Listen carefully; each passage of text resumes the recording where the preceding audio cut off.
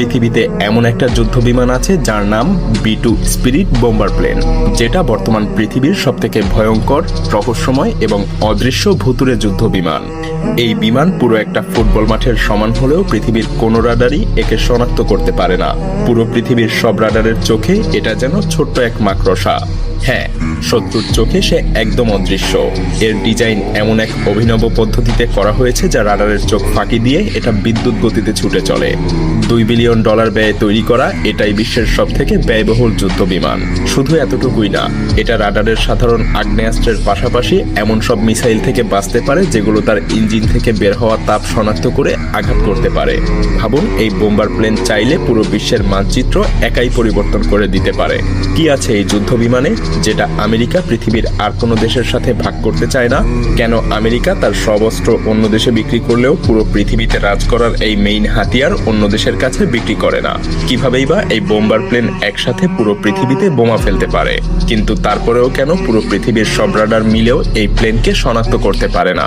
তো চলুন জেনে নেওয়া যাক আমেরিকাকে রাজার সিংহাসনে বসানো এই প্লেনের আদ্যোপান্ত।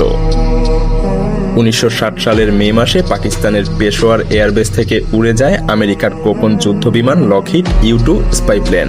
এটা ছিল এক অত্যন্ত গোপন এবং ঝুঁকিপূর্ণ মিশন, যার লক্ষ্য ছিল সোভিয়েত ইউনিয়নের গুপ্তচর বৃত্তি করা।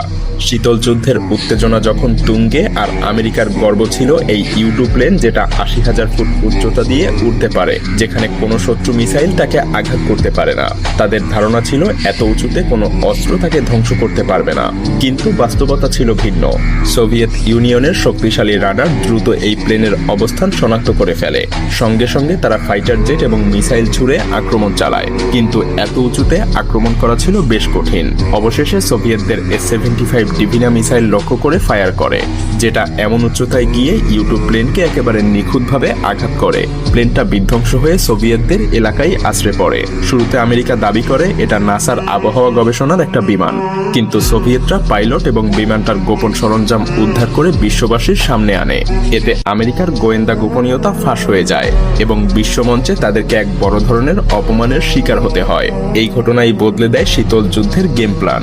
রাশিয়া নিজেদের বিমান প্রতিরক্ষা ব্যবস্থা আরো শক্তিশালী করে, আর আমেরিকা নতুন প্রযুক্তির বিমান তৈরি করার পথে এগিয়ে যায়, যে বিমান আর কখনোই রাডারে ধরা পড়বে না। শীতল যুদ্ধের সেই টানাপোড়েনের সময় আমেরিকা বুঝতে পারে তাদের দরকার এমন এক যুদ্ধ বিমান যা শত্রুর রাডারে কখনো ধরা পড়বে না, দ্রুত তাদের এলাকায় ঢুকে বোমা ফেলবে এবং